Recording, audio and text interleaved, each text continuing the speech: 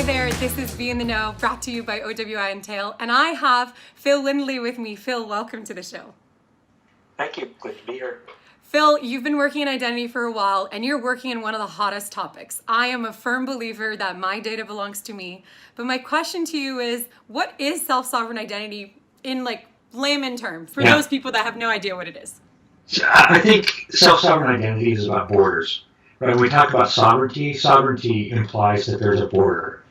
And it doesn't imply that you have 100% control, because to do that you'd have to be a person on a desert island. What it means is that there's a border, and within which you have complete control over what happens, and outside of which you interact with with other people and other organizations as peers. And both of those are important. Right? We all want to have more control over how data about us is used, but we also, in today's internet, don't interact with companies, especially, as peers. It's their rules, not my rule. I get asked to give all the information, which to me is where's that equation of how much do I give for what do I get in return here? Yeah, that's not a peer relationship. In a peer relationship, there's a negotiation, there's a give and take, right? And you both have rights and decide what's going to happen. So I think that's what self-sovereign identity is about.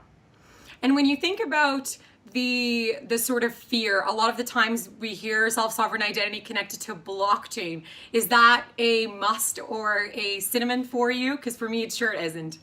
Yeah, I don't call it blockchain identity. I think blockchain provides us with some particular properties which are important, especially the decentralization. But for example, self-sovereign identity shouldn't ever store identity data on the blockchain, because that isn't a good way for to get privacy or security. Yeah, so immutable and everybody can see and consensus. Kind of concerning. Yeah, but it is a great way to be able to break the circuit. So let's say that you have a credential, maybe it's your driver's license, and you present it to someone. You don't want whoever you present it to have to talk to the driver's license bureau to determine whether or not it's real, because there are privacy concerns with that. Of course. So the blockchain allows you to have a circuit breaker that says, okay, now I can just ask the blockchain not go back to the driver's license bureau. But that's a very small part of a very large idea. So you're going to be asked by Steve some more interesting facts about self-sovereign. But a question that often lies with me in terms of literacy. Do you think that people wake up like we live in a little bit of a bubble, identity geeks? Do you think the average person understands what is their data? Like, do you think that there is a conscious understanding of my self-curated data on my social channel versus a piece of my identity given to me by the government? Where do you think we are in that sort of journey of education?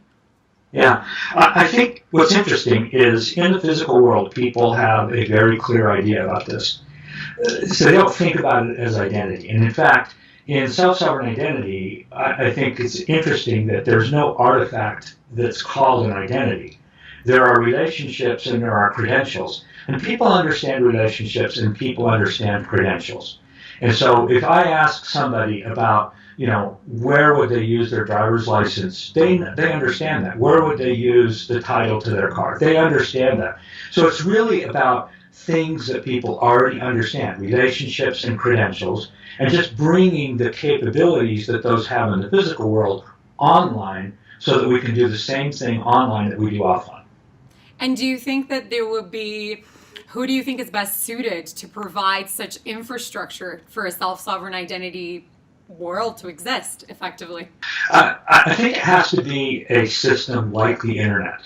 Right? I like to think of it as the internet for identity. Okay. If you think about what makes the internet special, nobody owns it, anybody can use it, and everybody can improve it. And those three properties have to exist in a self-sovereign identity system as well. Because if somebody owns it and they can turn it off or change how it works, then you don't really have a system you can trust. And it has to be open, it has to be public. Anybody ought to be able to use it.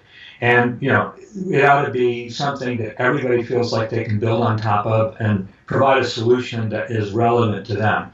The world is a vast, people are amazing. They do all of these different things. And you can't imagine that somebody or something is going to build the thing that everybody solves everybody's problems. Instead, you have to build what I call a meta system that everybody can build their own identity solutions on top of. Yeah, and then that's where the challenge begins. I feel like there's like very little lack of interoperability in most of the point solutions being seen in identity today. So I could talk to you for probably a few hours about this. So we'll wrap it up now and stay tuned. And if you haven't registered for OWI yet, please do. Phil will be having a lot more interesting conversations. You might be able to catch him after. Thanks for joining me, Phil, and we'll see you and stay on the know.